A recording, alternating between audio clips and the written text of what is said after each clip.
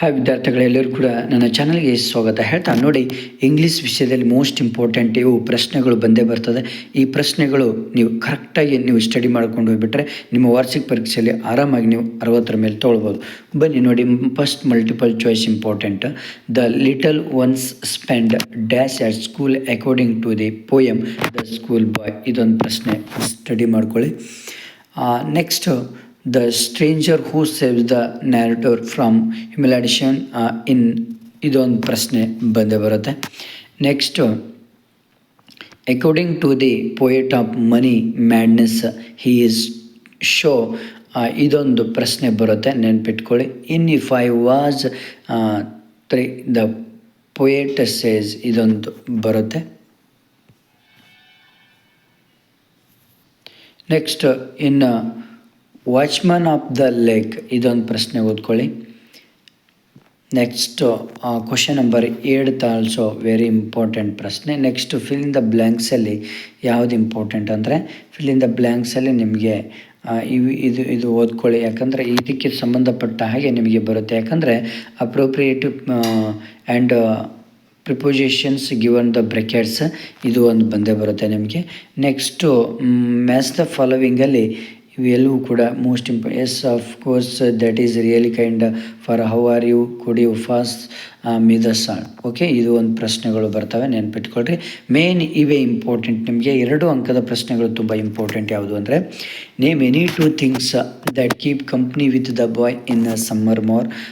ಇದೊಂದು what were the 2. ಇದೊಂದು ಬರುತ್ತೆ.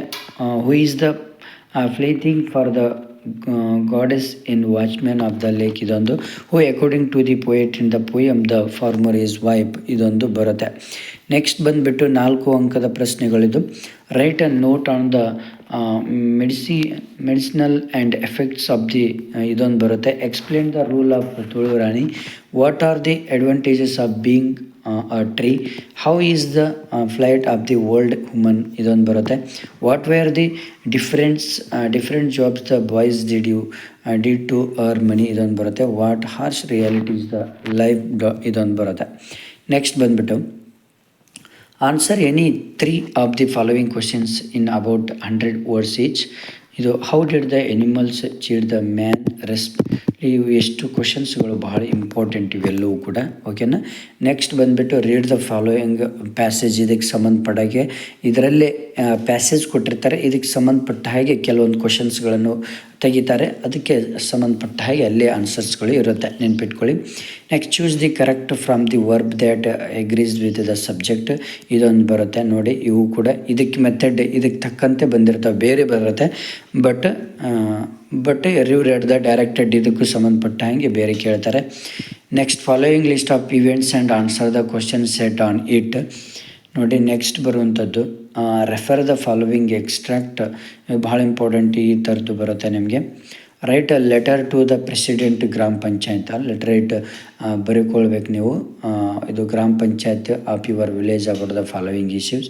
ಇದಕ್ಕೆ ಯಾವುದಾದ್ರು ಸಂಬಂಧಪಟ್ಟಂಗೆ ಒಂದು ನಿಮಗೆ ಪ್ರಶ್ನೆ ಬರುತ್ತೆ. ನೆಕ್ಸ್ಟ್ ಬರುವಂಥದ್ದು ಕಂಪ್ಲೀಟ್ ದ ಫಾಲೋವಿಂಗ್ ಕನ್ವರ್ಜೇಷನ್. ಈ ರೀತಿ ಒಂದು ಟಾಪಿಕ್ ಕೊಟ್ಟು ನಿಮಗೆ ಕಂಪ್ಲೀಟ್ ಕನ್ವರ್ಜೇಷನ್ ಮಾಡಿ ಅಂತ ಕೊಡ್ತಾರೆ. ಇದೊಂದು ಬರುತ್ತೆ ಮೆಥಡ್.